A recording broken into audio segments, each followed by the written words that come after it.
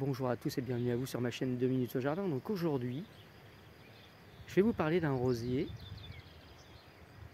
que tout le monde ne connaît pas, mais qui est très proche du Pierre de Ronsard, que tout le monde connaît. Je vous remets vite fait une petite photo du Pierre de Ronsard pour que vous voyez un petit peu de quoi je parle. Puis après, on parle directement du nouveau rosier que je vais vous faire découvrir.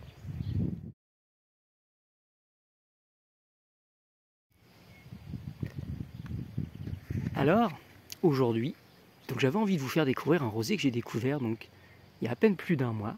Grosse surprise. Donc encore merci, je vais encore faire une pub à la jardinerie d'Elbar à Écomois. C'est au même endroit que j'ai acheté mon rosier Pierre de Ronsard le mois dernier. Donc pour le même tarif que mon Pierre de Ronsard, vous voyez un peu la beauté du rosier là.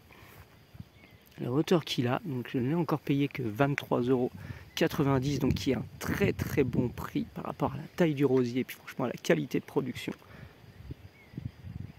Alors comme je vous l'ai dit, donc vous avez vu un peu à quoi ressemble le Pierre de Ronsard.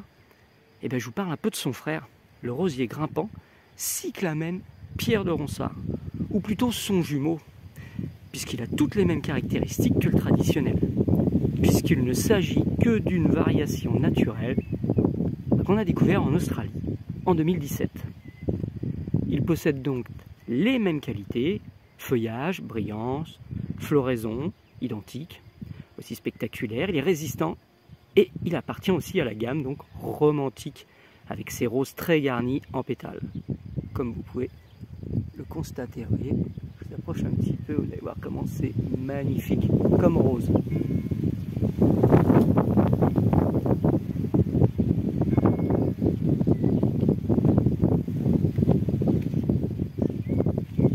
Bien la grosse différence, elle résulte en fait, vous voyez, sur ce rose beaucoup plus intense quand vous comparez avec la photo que je vous ai mis par rapport au Pierre de Ronsard. Alors, petit truc en plus, vous voyez, je ne vais pas vous en dire beaucoup plus, mis à part que c'est un rosier grimpant comme le Pierre de Ronsard, mais pas très haut, donc qui monte de 2,50 m à 3 m. Vous pouvez le mettre dans tout type de sol, on évite quand même la terre de bruyère, n'exagérons rien. Mais on peut aussi le conduire sans support, de façon arbustive, selon la taille que l'on va lui faire.